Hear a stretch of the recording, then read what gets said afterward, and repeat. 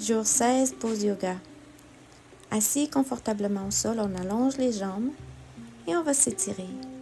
On se laisse aller. On se prosterne vers l'avant. Pas besoin de toucher les orteils, pas besoin de toucher les pieds, pas besoin de tirer. On fait juste inspirer et expirer en se laissant aller, en se laissant porter par notre respiration devant soi. On se redresse, puis on prend notre pied droit au sol, on plie notre genou et on le maintient en place.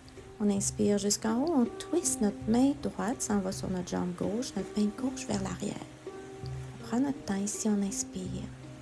On expire, notre genou peut se laisser tomber. On écoute notre corps, on prend le temps de ressentir. À tout moment, lorsqu'un des étirements est trop intense, on revient à la position précédente. On peut joindre les mains derrière si c'est accessible pour nous. C'est une option. On revient vers le centre. On élève la jambe, nos mains joignent notre pied ou notre jambe. On va les twister ici, on va les s'ouvrir. Main droite vers l'arrière, on revient au centre.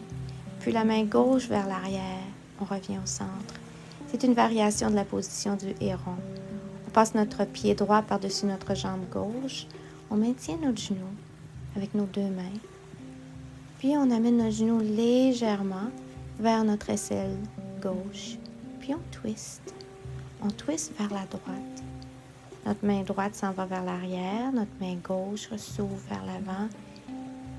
Si notre coude dépasse le genou, tant mieux. Sinon, on reste là où on était. On peut élever la main pour former la position du Seigneur des poissons.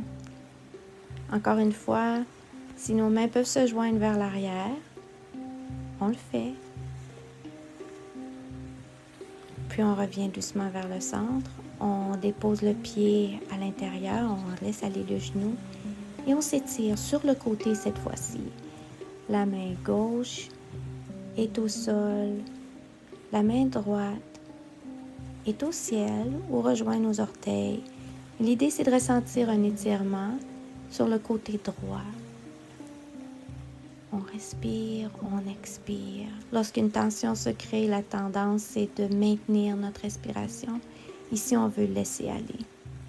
On amène les pieds ensemble, on plie les genoux, on pousse les pieds loin de soi. Comme ça, on peut se prosterner. Puis, on fera la même chose de l'autre côté.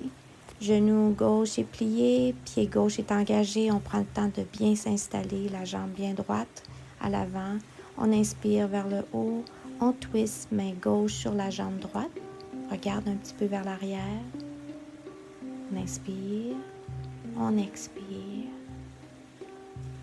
Puis on inspire. Et on va se rattacher en arrière si on peut.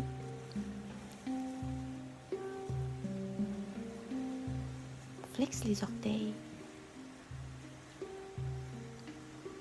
On relâche. On se prosterne. On prend notre pied, on l'élève vers le haut. Le héron, encore une fois, mais de l'autre côté. Cette fois-ci, la main droite s'ouvre vers l'arrière. Puis notre main gauche vers l'arrière. On revient au centre. On dépose le pied doucement. Puis on passe notre pied gauche par-dessus notre jambe droite. On se réajuste si on a besoin. On engage nos mains sur notre genou. On amène notre genou près du cœur. Si c'est très intense juste là, on reste là. On prend notre temps. L'idée de la flexibilité, c'est de permettre au souffle de nous bouger doucement. C'est de permettre aux muscles de réaliser qu'ils sont en sécurité. On peut aller rechercher Lord of the Fish ou bien le Seigneur des poissons, comme on a fait de l'autre côté. Ou on peut tout simplement rester dans un twist léger.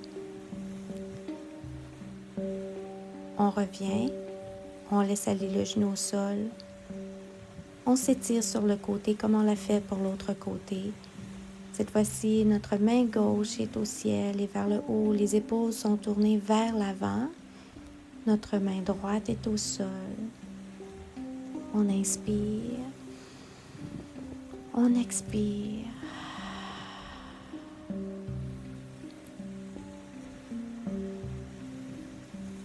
Le fait de prendre notre temps va nous permettre d'aller en profondeur.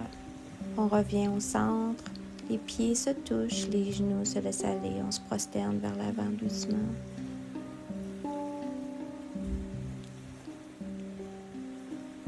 On prend notre temps pour se retourner vers soi pour quelques instants. Puis quand on est prêt, on se relève. Namasté.